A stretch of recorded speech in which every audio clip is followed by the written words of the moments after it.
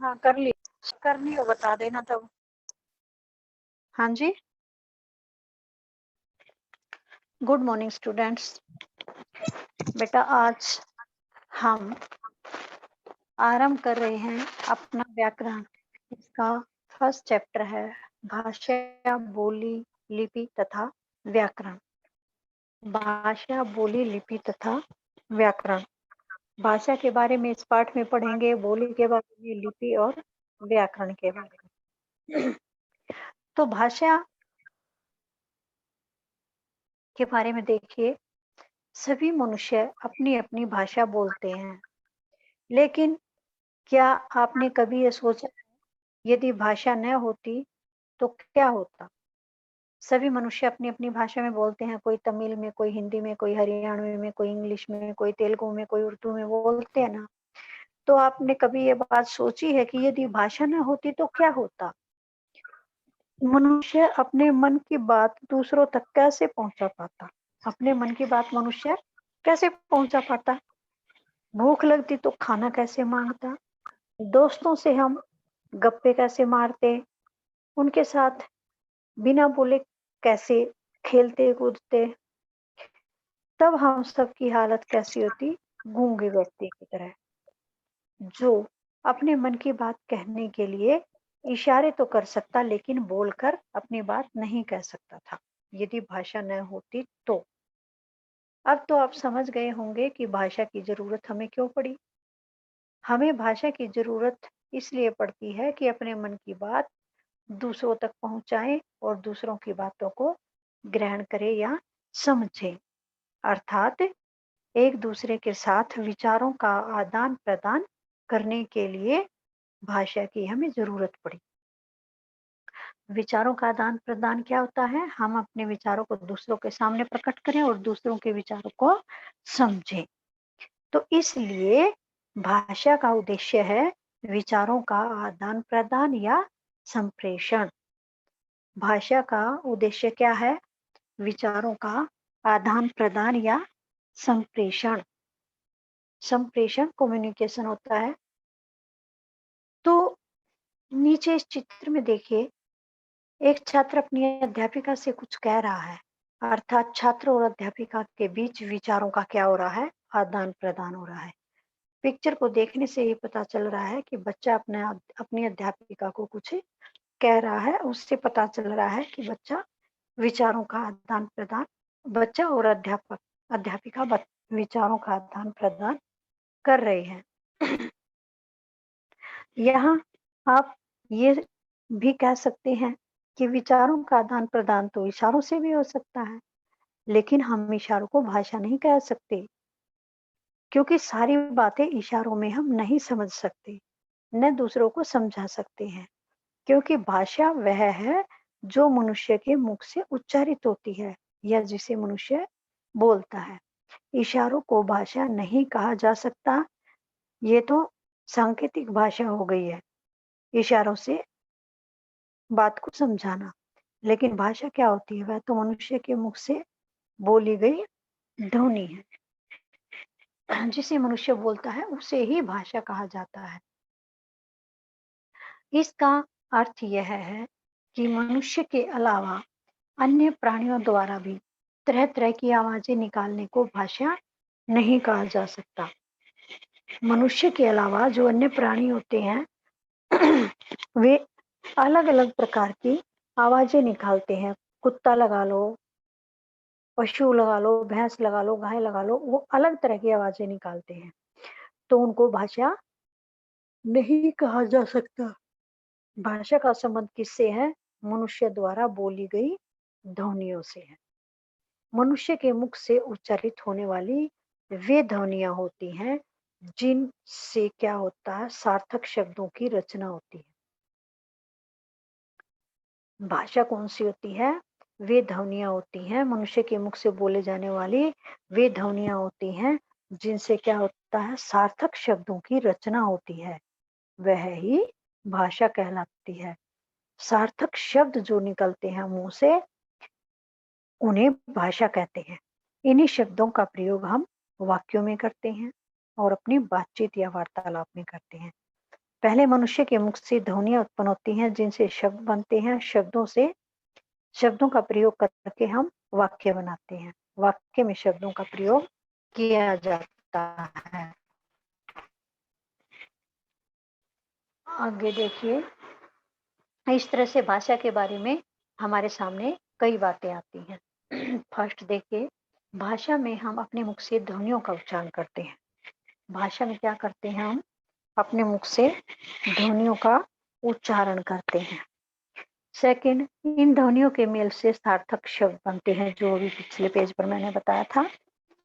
इन ध्वनियों से क्या बनते हैं, सार्थक शब्द बनते हैं। जैसे फ, अ, स, अ, ल, अ, ये ध्वनियों के मेल से क्या शब्द बना, फसल।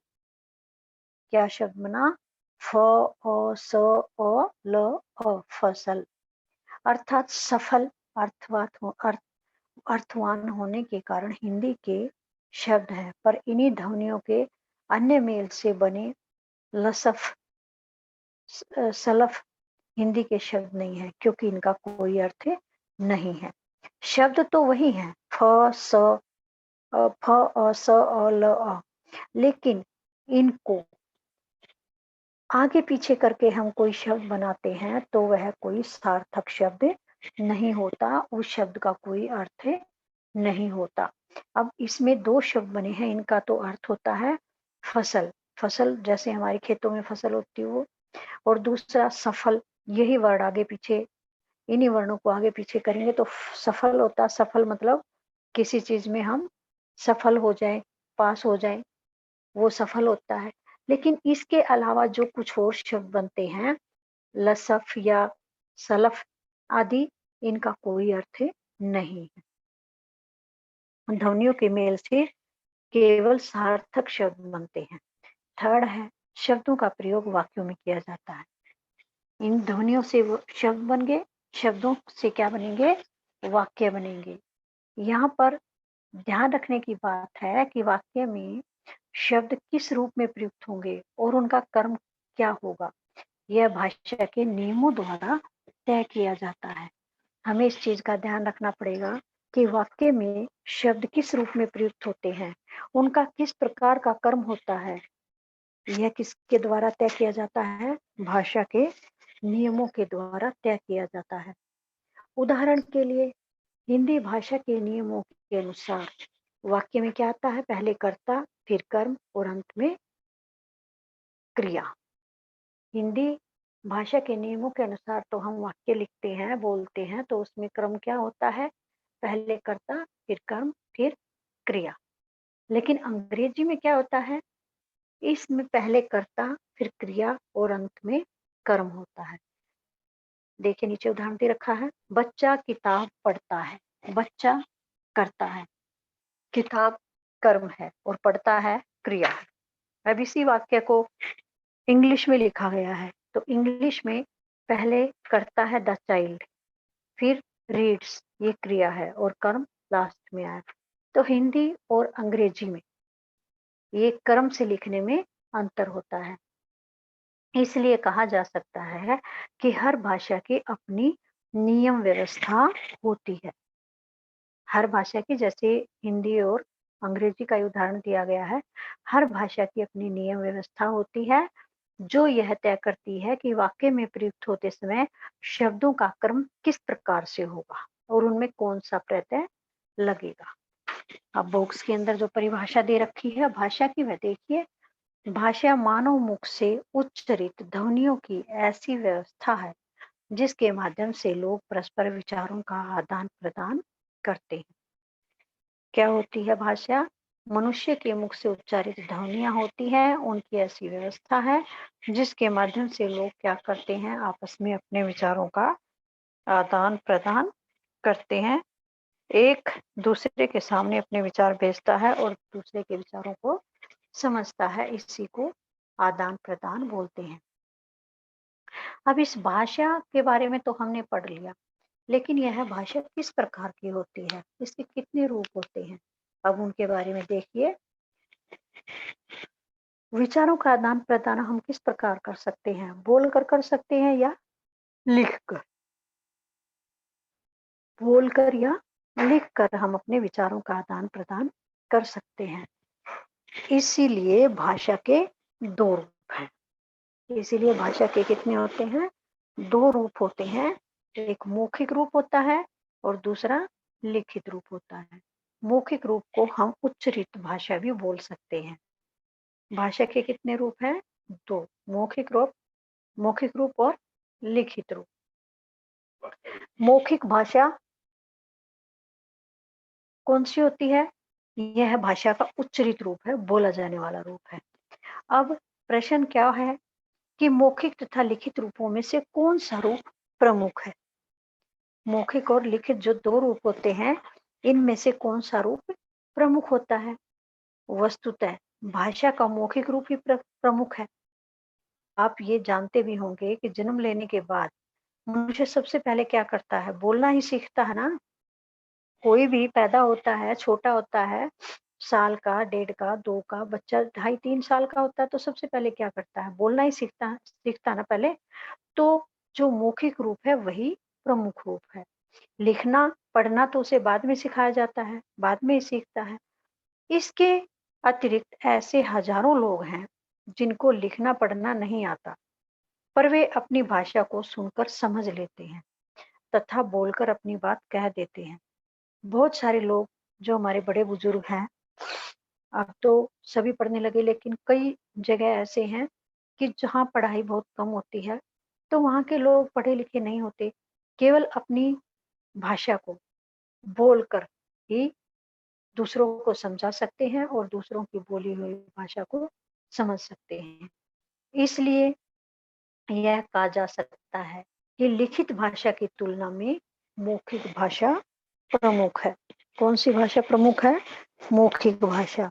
लिखित भाषा की तुलना में मौखिक भाषा प्रमुख है।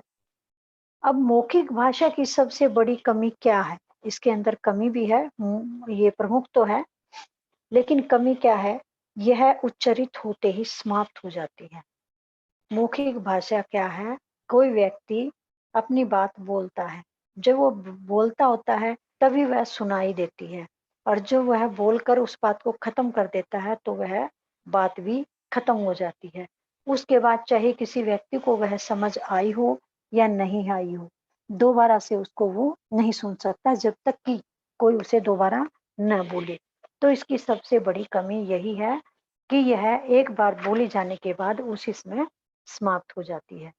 बोली गई अथवा कही गई किसी बात को संजो कर रखने में यह अक्षम है। कोई बात बोली गई है, कही गई है, उसको हम संभाल कर नहीं रख सकते, उसमें हम अक्षम हैं। सक्षम नहीं, हम अक्षम हैं। मौखिक भाषा अस्थाई एवं क्षणिक है। अस्थाई जो समाप्त हो जाने वाली है, स्थायी रूप से रहने वाली नहीं है। वह अस्थायी या क्षणिक है, थोड़ी देर के लिए रहने वाली। जब तक कोई बोल रहा है तब तक यह मौखिक भाषा रहने वाली है, उसके तुरंत बाद यह समाप्त हो जाती है। बोलने वाला और सुनने वाला व्यक्ति एक दूसरे के निकट रहकर अथवा दूर संचार के माध्यमों यानी टेलीविजन, टेलीफोन आदि की सहायता से संप्रेषण कर सकता है। बोलने वाला व्यक्ति या सुनने वाला व्यक्ति या तो आपस में पास बैठे हों, खड़े हों, या दूर संचार का माध्यम जैसे टेलीफोन है उस पर बात करते हो, तब हम अपनी बात को एक दूसरे से समझा सकते हैं, समझ सकते हैं, दूसरे को समझा सकते हैं। यह बात पहले भी आ चुकी है कि मौखिक भाषा की आधारभूत इकाई मुख से उच्चारित होने वाली ध्वनियां हैं। मौखिक भाषा की आधारभूत इकाई कौन सी है? मुख से उच्चारित होने वाली ध्वनियां हैं, और इन्हीं ध्वनियों के मेल से क्या बनते हैं? शब्द बनते हैं।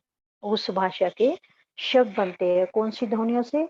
जो मनुष्य के मुख से उच्चारित होने वाली ध्वनियां हैं। इन्हीं ध्वनियों के मेल से उस भाषा के शब्द बनते हैं। अब ये तो थी हमारी मौखिक भाषा। अब देखिए लिखित भाषा। तो क्या आप ये बता सकते हैं कि मनुष्य को लिखित भाषा की आवश्यकता क्यों पड़ी? लिखित भाषा की आवश्यकता तब पड़ी होगी जब मनुष्य ने अपने विचारों को संजो कर रखना अथवा अपने मन की बात को दूर बैठे व्यक्ति तक या आने वाली पीढ़ी तक पहुंचाना चाहा होगा। पता लगा लिखित भाषा की आवश्यकता क्यों पड़ी? इसकी आवश्यकता तब पड़ी होगी जब मनुष्य ने सोचा होगा कि मैं अपने विचारों को किस प्रकार संजो कर रख सकता हूँ या अपने मन की बात को दूर बैठे व्यक्ति तक किस प्रकार से भेज सकता हूँ, क्योंकि फोन आदि तो पहले होते नहीं थे। और जो मेरी आने वाली पीढ़ी है उन वे भी इस बात को पढ़ें, वो वे भी इस मतलब उन तक भी ये हमारी बात जाए, उनको भी हमारी इन बातों का ज्ञानवर्धक बातें हो चाहे कुछ भी हो, कैसे उन तक हम पहुंचाएं, ये उनके मन में विचार आए होंगे। तब उन्होंने क्या किया होगा? मनुष्य ने फिर मौखिक भाषा की ध्वनियों के लिए तरह तरह के लिखित चिन्ह विकसित किए होंगे। अपनी बातों को, विचारों को संजो कर रखने के लिए, दूर बैठे व्यक्ति तक भेजने के लिए, आने वाली पीढ़ी तक पहुंचाने के लिए मनुष्य ने मौखिक भाषा की ध्वनियों के लिए तरह तरह के चिन्ह, लिखित चिन्ह विकसित किए होंगे। और जो मनुष्य के मुख से उच्चरित ध्वनियां होती हैं उनके लिए जो विकसित चिन्ह किए गए हैं, उन विकसित किए गए लिखित चिन्हों को क्या कहा गया? लिपि चिन्ह। उनको क्या कहा गया? लिपि चिन्ह कहा गया या वर्ण कहा गया। इस तरह से मौखिक भाषा की तुलना में लिखित भाषा का लिखित रूप बाद में विकसित हुआ। पहले मौखिक भाषा बनी, उसके बाद लिखित भाषा बनी। ये तो आपको पता लग ही गया होगा अब। यह भाषा का स्थायी रूप है। कौन सा? लिखित। भाषा का स्थायी रूप है, सदा रहने वाला है। अब हम लिख करके एक कॉपी में रख देते हैं, वह कॉपी सालों साल रखी रहती है। जो हम किताबें पढ़ते हैं पता नहीं कब की बनी हुई है, कितने सालों से हम किताबों को पढ़ते आ रहे हैं, तो यह भाषा का मौखिक रूप है, स्थायी रहने वाला है। इसको हम जब भी हमारा मन करे हम पढ़ सकते हैं, हमारे आगे आने वाली पीढ़ियां भी उनको पढ़ सकती हैं, लेकिन मौखिक भाषा को आने वाली पीढ़ियों तक नहीं पहुंचाया जा सकता, न ही उसको संभाल कर रखा जा सकता। अब मौखिक भाषा और लिखित भाषा में क्या अंतर है? देखिए, मौखिक भाषा यह भाषा का अस्थायी रूप है, थोड़ी देर रहने वाला है, खत्म होने वाला रूप है। और लिखित भाषा यह भाषा का स्थायी रूप है, सदा बना रहने वाला है। सेकंड पॉइंट है, यह भाषा का प्रमुख रूप है। मौखिक जो रूप है भाषा का कैसा रूप है? प्रमुख रूप है।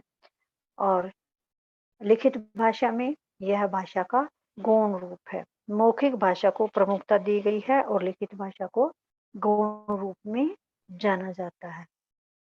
थर्ड पॉइंट है, यह उच्चरित होते ही समाप्त हो जाता है। मौखिक भाषा क्या है? बोलते ही यह समाप्त हो जाती है। और लिखित भाषा में क्या है? लिखित भाषा का यह दीर्घ काल तक बना रहता है, लंबे समय तक लिखा हुआ बना रहता है।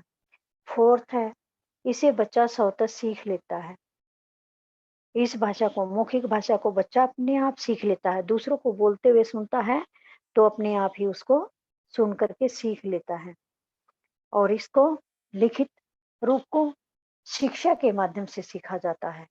यदि हमें कोई लिखना नहीं सिखाएगा, पढ़ना नहीं सिखाएगा, तो हम अपने आप उसको नहीं सीख सकते। हम बोलना तो सीख सकते हैं, दूसरों बोलना तो हमें भगवान ने ही हमें ऐसी शक्ति प्रदान की है कि अपने आप ही हम बोलना सीख लेते हैं, लेकिन लिखना अपने आप नहीं सीख सकते। इसको शिक्षा के माध्यम से सीखा जाता है। हमें कोई, हमारे बड़े भाई बहन, मम्मी पापा या अध्यापक हमें सिखाते हैं, तब हम इसको सीखते हैं। और मौखिक भाषा में फिफ्थ पॉइंट है, इस रूप की आधारभूत इकाई क्या है? ध्वनि है। मौखिक भाषा में क्या है? बोला जाता है ना, ध्वनि, आवाज आती है। और लिखित भाषा की आधारभूत इकाई क्या है? वर्ण है। इनको वर्णों से लिखा जाता है, वर्णों से शब्द बनते हैं, शब्दों से वाक्य बनते हैं। ठीक है, तो लिखित भाषा की आधारभूत इकाई क्या है? वर्ण है। अब आगे देखिए उपभाषा तथा बोली। भारत में हिंदी का क्षेत्र बहुत व्यापक है। भारत में हिंदी का क्षेत्र कैसा है? बहुत व्यापक है, बहुत बड़ा है। यद्यपि हिंदी यद्यपि दिल्ली, हिमाचल प्रदेश, उत्तराखंड, उत्तर प्रदेश, बिहार, मध्य प्रदेश, राजस्थान, हरियाणा आदि अनेक प्रदेशों में बोली जाती है। कहाँ-कहाँ बोली जाती है? दिल्ली, हिमाचल प्रदेश, उत्तराखंड, उत्तर प्रदेश, बिहार, मध्य प्रदेश, राजस्थान और हरियाणा, इन जगह पर हिंदी बोली जाती है। लेकिन सब जगह बोली जाने वाली हिंदी का रूप एक जैसा नहीं है। अनेक प्रदेशों में जो ये बोली जाती है हिंदी, सभी जगह इनका एक जैसा रूप नहीं है। अर्थात जिस तरह की हिंदी दिल्ली में बोली जाती है, वैसी गढ़वाल में नहीं बोली जाती। दिल्ली में शुद्ध हिंदी बोली जाती है, गढ़वाल में वैसी शुद्ध हिंदी नहीं बोली जाती है, फर्क आ जाता है। मध्य प्रदेश में बोली जाने वाली हिंदी बिहार में बोली जाने वाली हिंदी से भिन्न होती है। मध्य प्रदेश और बिहार में भी हिंदी में फर्क आ जाता है। अतः जैसे जैसे भौगोलिक स्थितियां बदलती है, वैसे वैसे क्या होता है, भाषा के रूप में भी अंतर आ जाता है। तो कहने का तात्पर्य यही है कि भौगोलिक एवं क्षेत्रीय परिवर्तन के साथ साथ भाषा के रूप में भी परिवर्तन होने लगता है। जिस प्रकार से भौगोलिक और क्षेत्रीय परिवर्तन होता है, उसी प्रकार से भाषा के रूप में भी परिवर्तन होने लगता है और भाषा के अनेक क्षेत्रीय रूप विकसित हो जाते हैं। भाषा के क्या होते हैं? अनेक क्षेत्रीय रूप जो होते हैं वे विकसित हो जाते हैं। किसी भाषा के बोलचाल के इन्हीं रूपों को बोली कहा जाता है। एक छोटे से क्षेत्र में रूप जो क्षेत्रीय छोटे से क्षेत्र में भाषा के रूप विकसित हो जाते हैं, तो उनको क्या कहा जाता है? बोली। इसी भाषा के बोलचाल के इन्हीं रूपों को बोली कहा जाता है।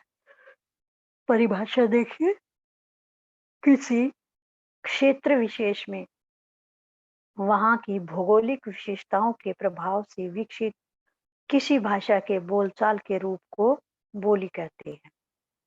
किसे कहते हैं बोली? किसी क्षेत्र विशेष में वहां की भौगोलिक विशेषताओं के प्रभाव से विकसित किसी भाषा के बोलचाल के रूप को बोली कहते हैं। यानी छोटे से क्षेत्र में बोली जाने वाली रूप को बोली कहते हैं। बोली भाषा का अल्प विकसित रूप होती है। जो बोली होती है भाषा का छोटा रूप होती है। भाषा और बोली में प्रमुख अंतर इस प्रकार से है कि भाषा का क्षेत्र व्यापक होता है। भाषा का क्षेत्र कैसा होता है? व्यापक होता है और बोली का क्षेत्र सीमित होता है। बोली तो छोटे से क्षेत्र में भी बोली जाती है। जैसे आपकी बोली होती है ब्रिज, अवधी, हरियाणवी, हिंदी, इस प्रकार की ये बोलियां होती हैं। तो ये एक छोटे से क्षेत्र में बोली जाती है, सीमित क्षेत्र में, और भाषा का क्षेत्र बड़ा होता है। बोली भाषा का वह रूप है जिसका व्यवहार किसी छोटे से क्षेत्र में रहने वाले स्थानीय लोग करते हैं। बोली का प्रयोग कौन करते हैं? भाषा का वह रूप है ये बोली जिसका प्रयोग छोटे से क्षेत्र में रहने वाले लोग, स्थानीय लोग करते हैं। किसी भाषा की एक से अधिक बोलियां हो सकती हैं। किसी भाषा की एक से अधिक बोलियां भी हो सकती हैं। कुछ बोलियां ऐसी भी होती हैं जिनमें आपस में बहुत समानता होती है, वे उपभाषा के अंतर्गत आती हैं। किसी भाषा की बोलियां एक से अधिक होती हैं और कुछ बोलियां ऐसी भी हैं जिनमें आपस में बहुत अधिक समानता भी दिखाई देती है, वे किसके अंतर्गत आती हैं? उपभाषा के अंतर्गत आती है। उदाहरण के लिए क्या है? मगधी, मैथिली, भोजपुरी में अन्य बोलियों की तुलना में परस्पर अधिक समानता है। मगधी, मैथिली, भोजपुरी इनमें आपस में काफी समानता है अन्य बोलियों की तुलना में। अतः इनको बिहारी हिंदी उपभाषा क्षेत्र में रखा गया है।